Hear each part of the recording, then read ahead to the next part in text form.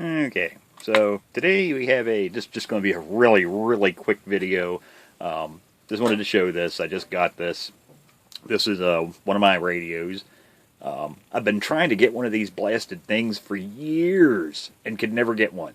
Now I have 5 or 6, I don't know, somewhere around there, Teaberry Big T's, which is what this is. The problem is I could never find one of this version. They made this in 2 different versions.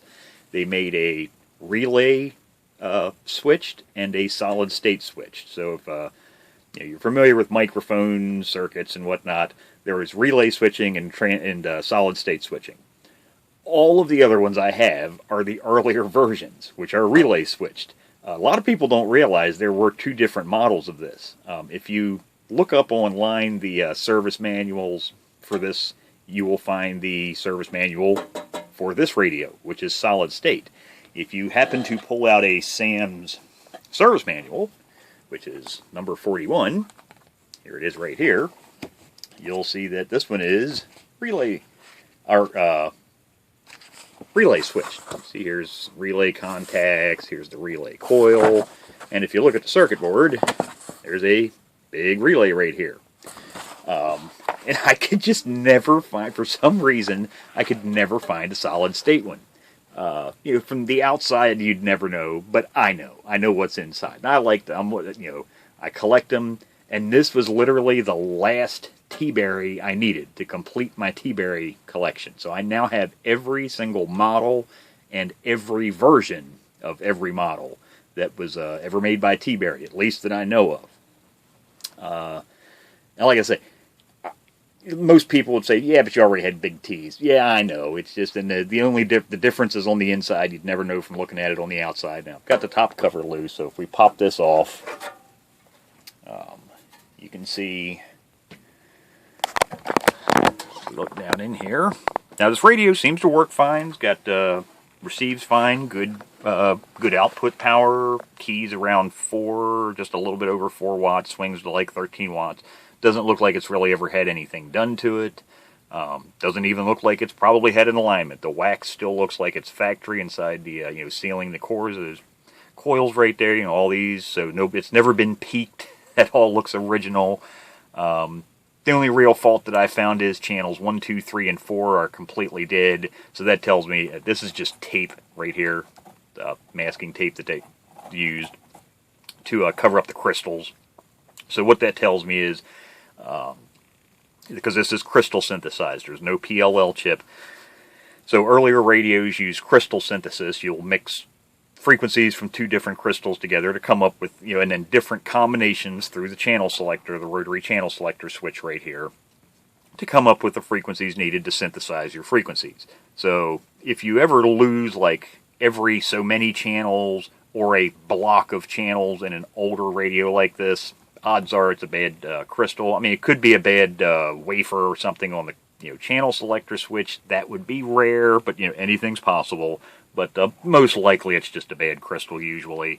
So no biggie there. They're in sockets in these radios, so it's just pop the tape off. I'll pull the crystal out and slap a new one in. Eventually, one of these years when I restore this. But the big difference, like I say, I wanted this one because this was the last one I didn't have, was the solid state switched Teaberry Big T. So if we go back to the picture in the Sam's manual, you can see here the difference, because this is oriented the same. So this is the front of the radio, and you can see they've got crystals here and here. Well, you can see in this one the crystals are in a different position, because this one has a crystal block here and here. This one has the crystals here and over here. Transformers are placed different.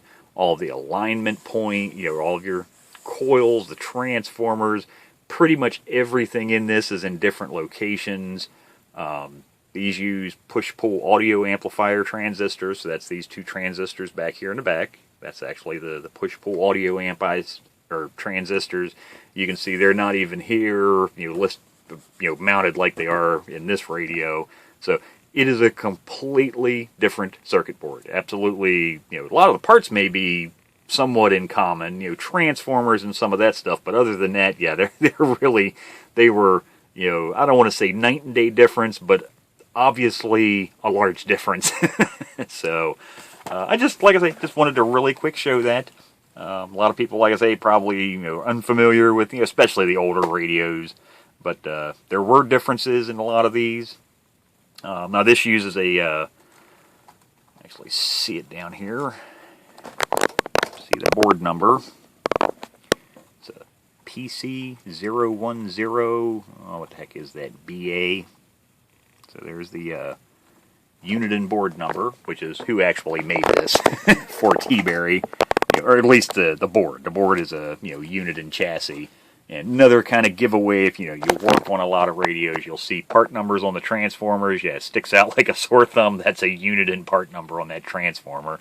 But so I finally got my last one. Yeah, I've already done some cleaning on it because, oh my God, was it ever nasty. This teal, bluish, green, whatever the hell color you call it, which I think actually is kind of cool looking.